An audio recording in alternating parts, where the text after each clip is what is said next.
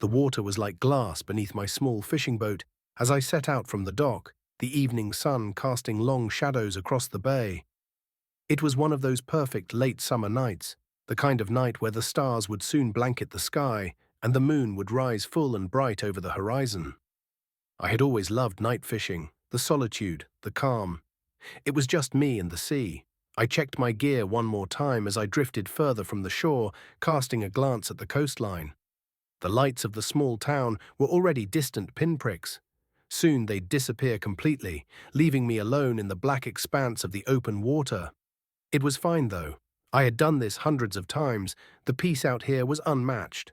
I cut the engine and let the boat drift a bit further, the soft slosh of the waves against the hull the only sound. The air was crisp, and the scent of salt water filled my lungs as I cast my line. It was a perfect night. For the first hour, nothing was out of the ordinary. The line was cast, the boat gently swayed, and I kept an eye on the bobber floating on the dark surface of the water. But as the night deepened, I noticed a shift in the air. The wind, which had been gentle, turned sharp, a cold edge to it that hadn't been there before. I rubbed my arms against the sudden chill, glancing up at the sky. Thick clouds were rolling in, blocking out the stars, and a strange, dense fog began creeping in from the west, swallowing the horizon. "That's odd," I muttered to myself, watching the fog move unnaturally fast. I wasn't the kind to spook easily, but something about this fog made the hairs on the back of my neck stand up. It came in thick waves, quickly enveloping my boat until I couldn't see more than a few feet in any direction. I started to reel in my line, suddenly eager to pack up and head back. But the fog was too quick. Before I could even think about turning the boat around, the world was swallowed whole by a pale, impenetrable wall of mist. I fumbled for my compass, my stomach churning as I realized I couldn't tell which way was which anymore. I flipped open the compass on the console, but to my surprise, the needle spun erratically, uselessly. "What the hell?" I muttered, tapping the face of it. The needle jerked, twitched, and spun in rapid circles, as if something magnetic was messing with it, though I knew there were no such disturbances out here. The boat began to drift aimlessly as I tried to make sense of what was happening. Then the engine sputtered. My breath hitched as the familiar hum of the motor faded to a stuttering cough. I turned the key in the ignition again, hoping it was just a minor issue, but the engine refused to turn over. Silence descended. The only sounds now were the soft lap of water and my own breathing. "Come on, don't do this now," I groaned, reaching for my radio. I needed to call in, ask for help navigating back through the fog. But when I picked it up, all I got was static. I flipped through different channels, but nothing, just the same eerie crackling. I sat in the stillness for a moment, trying to calm my nerves. This was strange, sure, but boats break down, fog rolls in. It's nothing supernatural, just a series of coincidences. That's when I heard it. A low, groaning sound coming from somewhere beneath the boat. At first, I thought it might just be the creaking of the hull settling in the water. But then it came again, louder this time, longer. It sounded like something large shifting beneath the surface. I leaned over the side of the boat, peering down into the black water. The fog swirled around me, making it hard to see anything more than a few feet down. But then I saw something. Just below the surface, a shadow passed by, a massive dark shape that moved slowly, deliberately. I stumbled back, my heart pounding in my chest. "Okay. Okay," I whispered, gripping the sides of the boat, my knuckles white. "It's just a whale or something. Maybe a dolphin." But I knew deep down it wasn't either of those. Whatever had passed under the boat was too big, and the way it moved wasn't natural. It had felt deliberate. Like it knew I was there. The groaning sound came again, closer this time. My pulse quickened as the boat rocked, as if something had brushed against it. I grabbed the flashlight from my gear bag and shined it over the side. But all I saw was the thick fog clinging to the surface of the water. Then, out of the mist, I heard a splash. "Who's there?" I called out, though I knew it was ridiculous. I was miles from anyone. No other boats had been around when I left the harbor. There shouldn't have been anyone else out here. Another splash, louder this time, followed by a faint rhythmic tapping against the hull of my boat. It was soft at first, barely noticeable, but it grew louder, more insistent. Something was knocking against the boat, something big. I shone the flashlight into the water again, and this time I saw it, just for a split second. Pale, scaled skin, almost translucent, slid beneath the surface. My throat tightened, and I stumbled back from the edge, gripping the side of the boat for balance. My mind raced. It wasn't a fish. It wasn't anything I could recognize. Then the tapping stopped, replaced by silence. The fog thickened around me, and I suddenly felt like I was being watched. The hairs on my arms prickled, and I forced myself to take deep breaths, trying to stay calm. I turned around to check the horizon, still hoping to see the faint outline of land, but the fog was a solid wall in every direction. I was completely alone. Or at least, I thought I was. Then came the voice, a soft, almost whispered sound, drifting up from the water. "Come." I froze, my heart leaping into my throat. "Who's there?" I called again, my voice trembling, but the fog swallowed my words, and the whisper came again, clearer this time. "Come down. Come closer." It sounded like a woman, but the voice was wrong, warbled, like it was coming from deep underwater. I shook my head, trying to focus. "Stop it," I muttered to myself, rubbing my face with both hands. "You're just hearing things. The fog's messing with you." But the voice came again, insistent. "Come closer." Suddenly there was another splash, and the boat rocked violently to one side. I lost my balance and fell hard onto the deck, the flashlight clattering away into the mist. For a moment, all I could hear was my own ragged breathing. Then the groaning started again, louder than before, as if something was pushing against the hull. I scrambled to my feet, grabbing the edge of the boat to steady myself, and looked down into the water once more. The surface churned, swirling unnaturally. Something was rising from the depths. And then I saw it.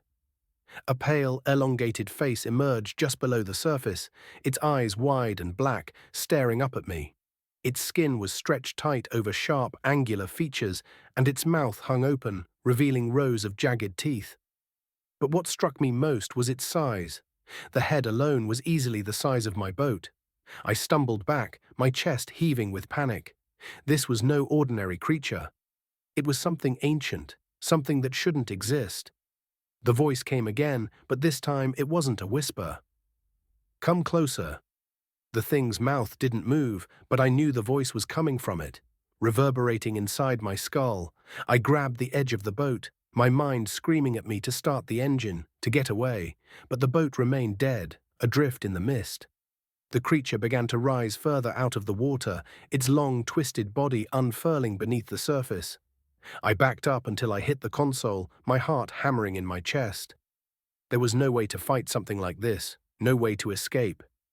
I glanced down at the dead radio, the broken compass, and for the first time in my life, I felt completely helpless. This thing, whatever it was, had me trapped. There was nowhere to run. The creature's black eyes locked onto mine, and I felt a cold, suffocating fear creep over me, like I was sinking into the depths with it. Then, with a final deafening groan, the boat lurched violently to one side. And then everything went black. When I woke up, I was back on shore. The moment I regained consciousness, I was disoriented. My head pounded as if someone had taken a hammer to it, and the cold, wet sand beneath me clung to my skin. The rhythmic sound of waves lapping against the shore seemed distant, muffled, like I was hearing it from inside a thick fog. Just like the one I had been in moments before. Moments before. The memory slammed into me, jolting me awake as adrenaline coursed through my veins. My eyes flew open, and I sat up with a gasp, blinking against the early morning light. The first thing I noticed was that I was no longer on the boat. I was lying on the beach, the same beach I had left behind the night before. But how had I gotten back? I scrambled to my feet, my legs trembling beneath me, and staggered a few steps before falling to my knees again. I looked around, scanning the deserted shoreline. The town was off in the distance, just a collection of distant rooftops, and the beach was completely empty. My boat. Where was my boat? I tried to focus, but my thoughts were jumbled. The last thing I remembered was that thing, whatever it was, rising out of the water, its voice filling my head, telling me to come closer. The memory of its cold, black eyes made my stomach twist in knots. I swallowed hard and forced myself to stand again, wobbling as I made my way down to the water's edge. Nothing. There was no sign of my boat, no debris, no wreckage. It was as if the sea had swallowed it whole. I stumbled back, trying to make sense of it all. How had I gotten back to shore? I had passed out, or something had knocked me unconscious, but there was no way I could have drifted all the way back here. The boat had been dead in the water, surrounded by fog in the middle of the bay. I turned in a slow circle, looking for anything that might explain how I had gotten here. But the beach was eerily quiet, deserted. No signs of life except for the seagulls wheeling overhead. "Hello?" I called out, my voice hoarse and weak. "Is anyone there?" The only answer was the wind. Panic bubbled up in my chest, but I fought to keep it at bay. I needed to think rationally, to figure out what had happened. Maybe someone had found me, pulled me ashore, and then left. But why wouldn't they have stayed to make sure I was all right? I walked up and down the beach, scanning the horizon for any other boats, but there was nothing. No tire tracks, no footprints in the sand, no sign that anyone else had been here at all. The only thing out of place was me. My heart pounded in my chest as I tried to piece together the fragments of memory from last night. The fog, the broken compass, the dead engine, that thing under the water. The more I thought about it, the more impossible it seemed. I had to be going crazy. There was no way I had actually seen something like that. Maybe I had hit my head when the boat rocked and hallucinated the whole thing. But no matter how hard I tried to convince myself it wasn't real, I couldn't shake the feeling of those eyes watching me from beneath the surface. A cold shiver ran down my spine, and I looked back out at the water. The bay was calm now, the surface shimmering in the early morning light as if nothing had happened. But I knew better. Something was out there, something ancient, something dangerous. I needed to get help, needed to report my boat missing. But what was I going to say? That I'd been attacked by a creature from the deep?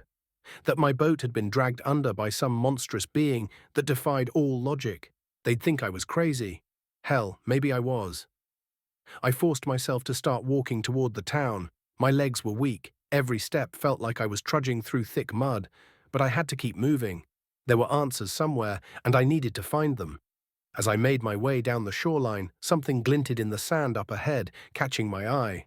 At first I thought it was just a piece of driftwood or trash washed ashore, but as I got closer, my breath caught in my throat.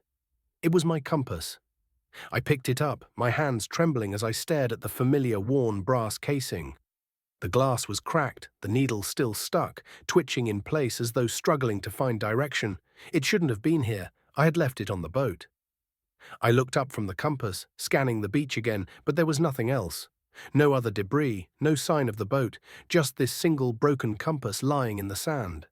I shoved it into my pocket and kept walking, my mind racing. It felt like the world had shifted somehow, like the reality I'd known had slipped into something darker, something unknown. Every shadow seemed longer, every sound more distant, as though I was walking through a nightmare that refused to end. By the time I reached the edge of town, I was exhausted.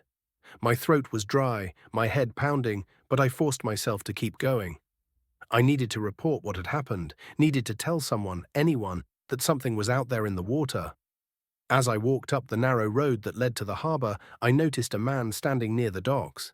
He was hunched over, tying up a small fishing boat, and I quickened my pace, relief flooding through me. "Hey," I called out, waving my arms.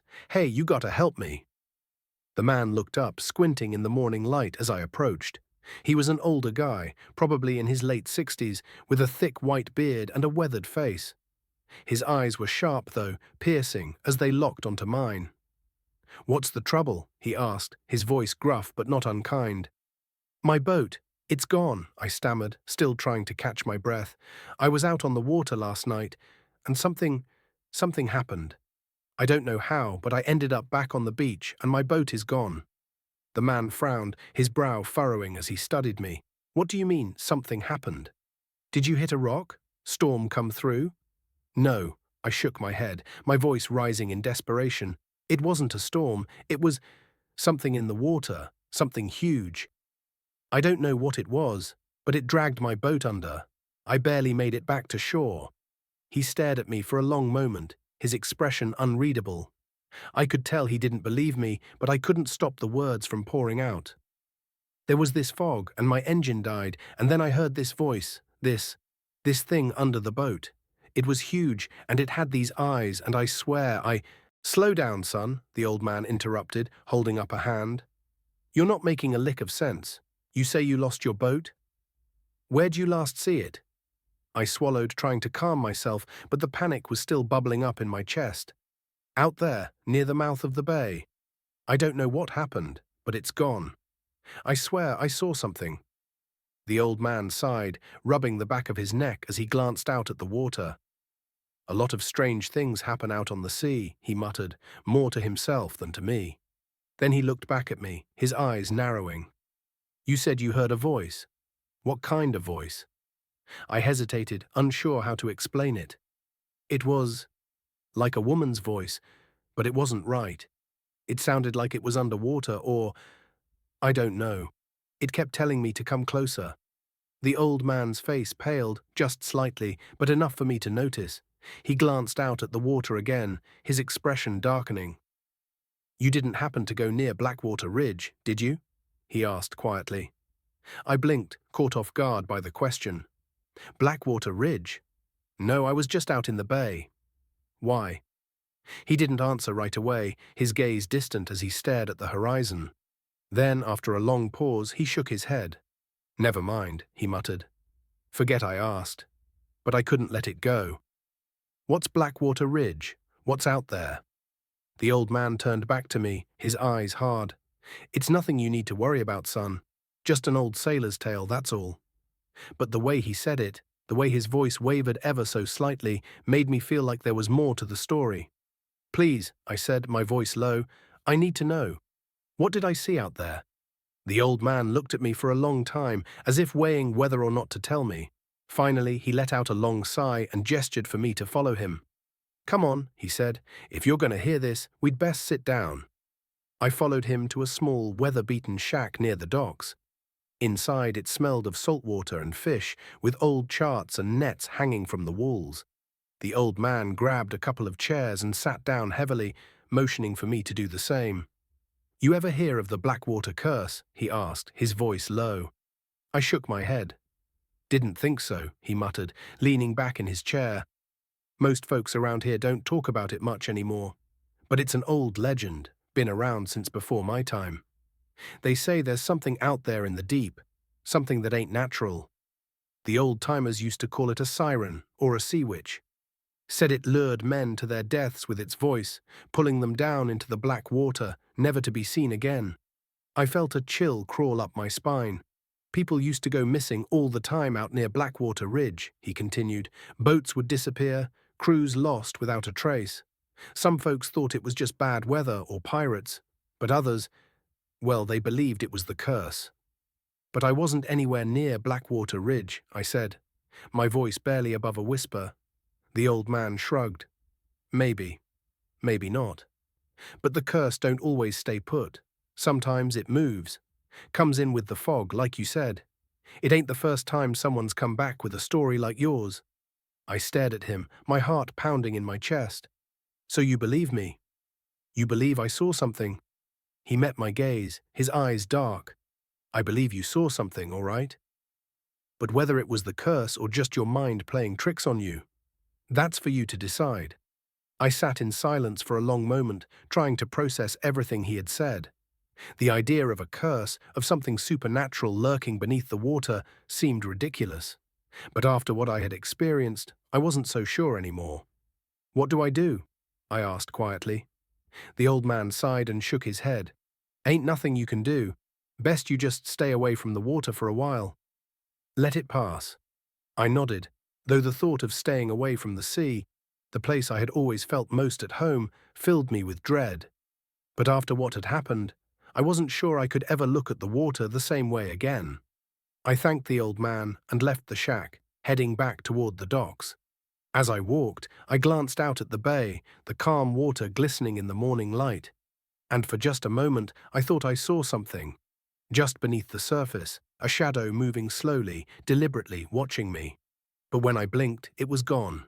I hurried away from the docks, my heart racing. Whatever was out there, I didn't want to find out. Not again.